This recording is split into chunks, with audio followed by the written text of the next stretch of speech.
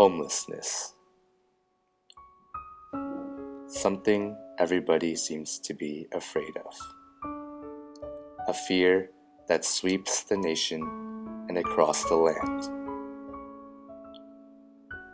Something all your parents,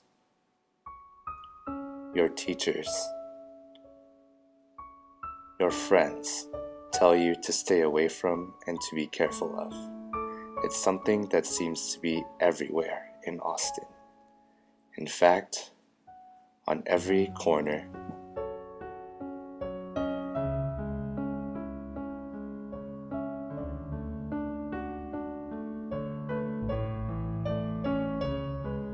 At every tree.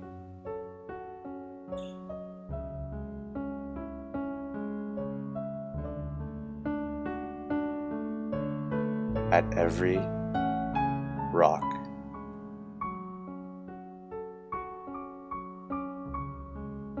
And even every chair.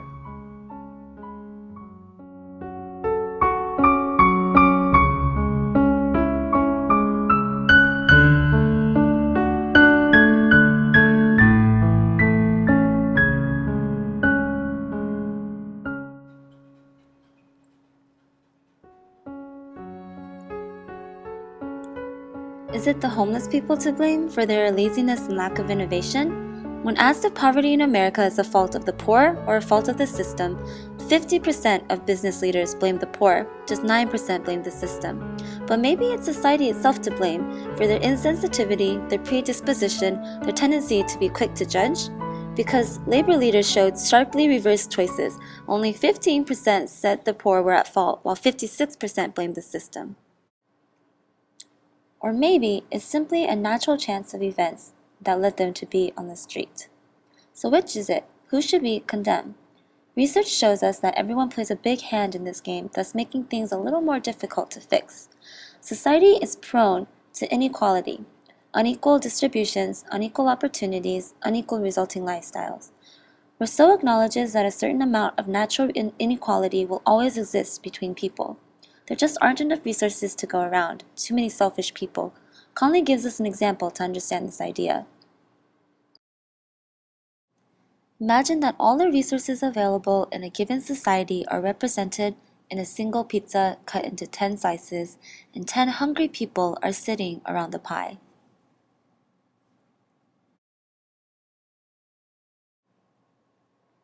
In Rousseau's ideal natural world, where people are inherently good, lacking any notion of personal ownership, each individual would get one slice. But in a world where private property is the norm, the division is likely to be significantly less equitable. For whatever reason, maybe some of the 10 have more guile. Maybe some paid more than others. Maybe one person's family owns the pizza parlor. The pie is ultimately distributed unevenly among the 10. Rousseau sees such inequality as ultimately detrimental and as a catalyst for social conflict.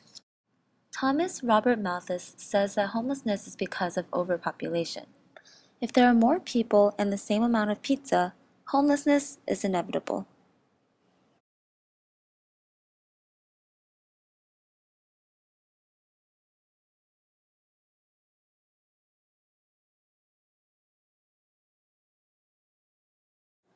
There are many different reasons homeless people could become homeless through natural events. They could lose their job, a hurricane might plow through their home, their parents may kick them out. But without putting into factor those natural causes, whose fault is it? There's a great blame to put on society for denying people opportunities because of the preconceived judgment that they would end up homeless or worse. Parents may not help them or encourage them in school. Teachers may not give them opportunities, encourage them, or give them any help. Friends may not talk about success-related topics or ask about future plans because they think they're not interested in succeeding in life.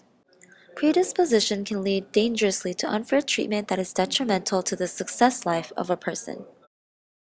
However, not everything is the society's fault. Some people see being homeless to be a good thing, a courageous and respectable thing. Some see homelessness as taking a stand and being independent and free from rules and systems.